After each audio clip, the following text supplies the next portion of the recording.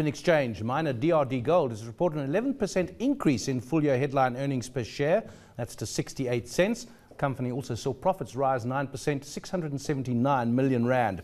Joining us now to look at those numbers is the company CEO, Neil Pretorius. Morning, Neil. Good morning, Bill. Looking at the quarter and the full, if you look at the production for the quarter, up 10%, production for the year, up 8%, but the operating profit down for the quarter and headline earnings down for the quarter. But again, on the year, encouraging, as we said there, headline earnings up 11%. So the year and the last quarter. We're very pleased with the way that the year has ended for us. It was a year of massive consolidation of various circuits into a single circuit. Also the commissioning of new capital infrastructure. And with those things, more often than not, you have a degree of volatility in production. So we were quite pleased with the way that, and relieved with the way that the year ended for us, both on the profit side and also on the production side in particular. Just remind us what the operation looks like and what you've actually been doing there on the ground. Well, we're essentially doing recycling of old mine tailings. We process just shy of 2 million tons of material per month. We target between 135 and 145,000 ounces per year. We actually managed to achieve that this year with 146,000 ounces. And we try and keep our cost base as low as possible through a mechanized process and a process that never stops. We don't have interruptions because of public holidays and so forth. It's been working for us. It's certainly been working for the share price over the last 3 years. And we are seeing that the register is becoming populated increasingly by reputable investors. Yep. And your final dividend there of 14 cents, what has your dividend policy been? And are you happy that you'll be able to continue with that? Because it's the kind of gold operation where people are in it for the dividends, aren't they? Yes, absolutely. It's a cash flow play and it's a dividend yield play.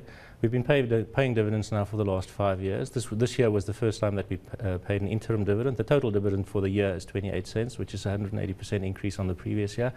We don't hedge. So as a consequence, if there are cycles, downward cycles in the gold price, then clearly earnings will decrease. But if they go up again, then earnings will increase. So we'll maintain a sort of a loose, it's not a policy, it's more of a target of roughly 30% of headline earnings. You've mentioned that you're a mechanized operation mainly, so the gold industry wage dispute issues have not really affected you, or have they? Well, there's always the risk. You can never ignore the subtleties of your labor relations. We've been very fortunate in the sense that our employees did not go out on any of these illegal strikes. We don't seem to have the union rivalry in our operations than what you're seeing in many of the other operations. Is that just good luck or good management? I don't know. Look, our labor force is predominantly urbanized. We don't have concentrated little villages of employees. They're fully integrated into society or into the areas where they live. I think we have a more operator type employee as opposed to a labor type employee.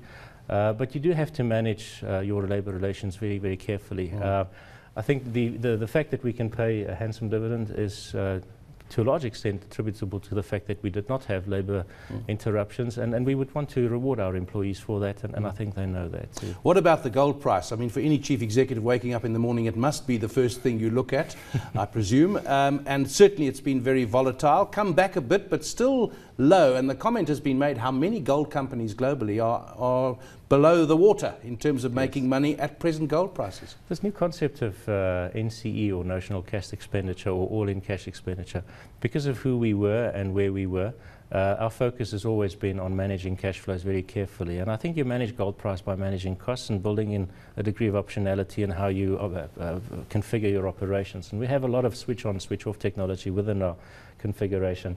So we'll keep an eye out on costs, and the gold price needs to take care of itself. We think that the dynamics for a gold price, the global dynamics for a gold price and indicators in the longer term still remain very good.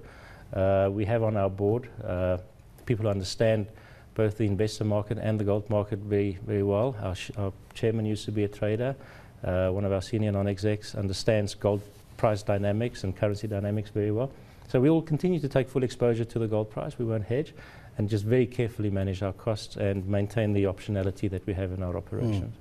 It all sounds like it's going well. Given the sector, it sounds like you're doing better than most, and with a bit of luck, perhaps more stable than most, as you say. What are the things that are worrying you most at the moment? Well, that's quite interesting. I think the politicization of labour forces, the stability in South Africa generally.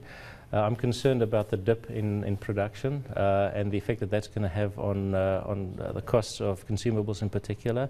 We have to maintain economies of scale within industry itself, and the relevance of gold mining investments generally, the attractiveness of that in the global investor market. So those are the things. Operationally, not too much, but I think the global dynamics and the local dynamics, the national dynamics around mining are a bit of a concern. Costs. Electricity is the one that all miners have to look at. Input costs, if there's a weaker rand, some of your input costs go up. How's that looking? Well, we have maintained a 10% year-on-year increase. In fact, we analysed our costs over the last 30 years, particularly our cost per tonne, and we have, for some reason, maintain a very steady 7.5% increase over the entire life of this particular circuit, this particular operation. And we do seem to manage to stay sort of within double digits, just on 10% or just below 10%. You've got to manage these things very, very carefully. Technologies improve the whole time. For example, the amount of power that you consume with your pumping technology, you can decrease that, and we've managed an 18% decrease in that regard by installing a different type of lining in our pipelines. We have a vast network of pipelines. You've got to be very smart. You've got to be smarter and on the ball when it comes to the type of technologies that you use. We'll leave it there. That's Neil Pretorius. Thanks for coming into the studio. He is Chief Executive of DRDGold on their numbers.